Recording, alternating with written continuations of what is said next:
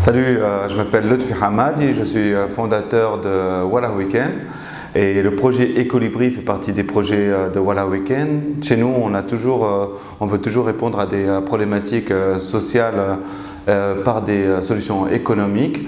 Et afin de répondre à la précarité menstruelle en Tunisie, on a lancé un projet qui s'appelle Ecolibri.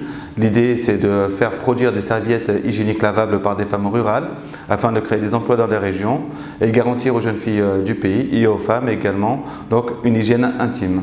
Alors avant tout, ce n'est pas sale, c'est naturel, ça arrive une fois par mois pour les femmes et ce n'est pas un problème, c'est juste naturel, il faut se calmer.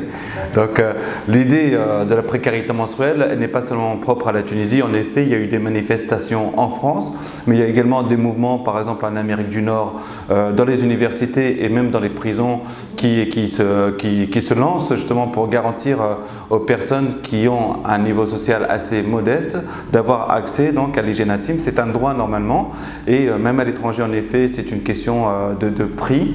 Et donc aujourd'hui que ce soit donc pour les étudiantes ou même pour les femmes dans les rues ou pour les femmes dans les prisons, les femmes qui n'ont pas de moyens, aujourd'hui il y a un mouvement mondial, on peut dire, c'est pas en Tunisie, c'est pas en France, c'est à travers le monde pour permettre donc aux filles d'avoir accès à ce minimum finalement d'accès à l'hygiène mais aussi d'accès à la dignité. Nous aujourd'hui en Tunisie, la solution que nous avons, elle n'a pas rencontré tant de problèmes que ça, je veux dire, au sein de la population et notamment dans les régions. Parce que vous savez, les personnes qui sont modestes, ce sont des personnes pragmatiques. Quand vous venez pour leur dire, il y a cette solution pour vous qui vous garantit une hygiène intime durant 2 ans parce que les serviettes hygiéniques lavables peuvent tenir jusqu'à 24 mois, eh bien, elles sont très contentes d'avoir cette solution.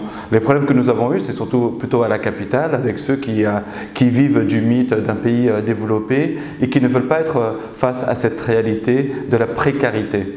Donc aujourd'hui, on a lancé ce projet-là et on espère le développer. La problématique que nous avons, c'est plutôt pour exporter les serviettes hygiéniques lavables afin d'en distribuer le plus possible en Tunisie, c'est d'avoir accès à du coton bio.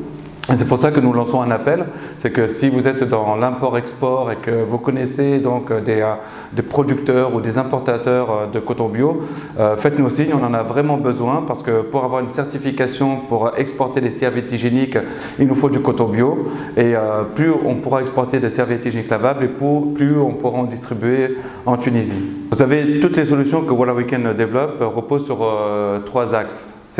Il faut que les solutions soient économique, écologique et durable.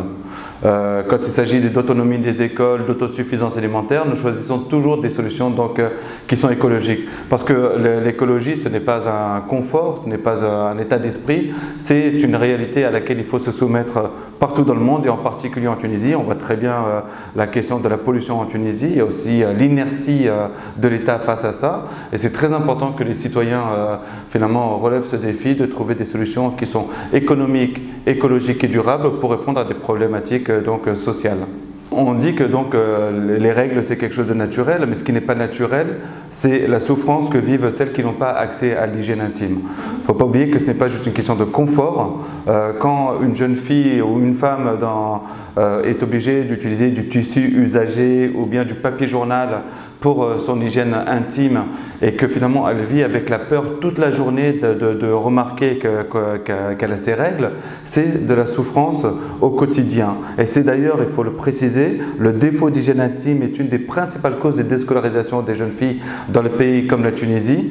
Et donc cette question-là n'est pas une question accessoire, cette question-là ne concerne pas seulement les femmes, elle concerne la société. Parce qu'il faut penser à quelque chose, c'est que quand on ne donne pas accès à l'hygiène intime à des jeunes filles et qu'on pousse ces jeunes filles à rater leurs études ou à quitter le système scolaire, il faut aussi penser à l'impact que ça a sur l'économie, la stabilité et l'avenir d'un pays. Donc ce n'est pas les filles qui ont leurs règles, c'est nous qui avons beaucoup de pertes.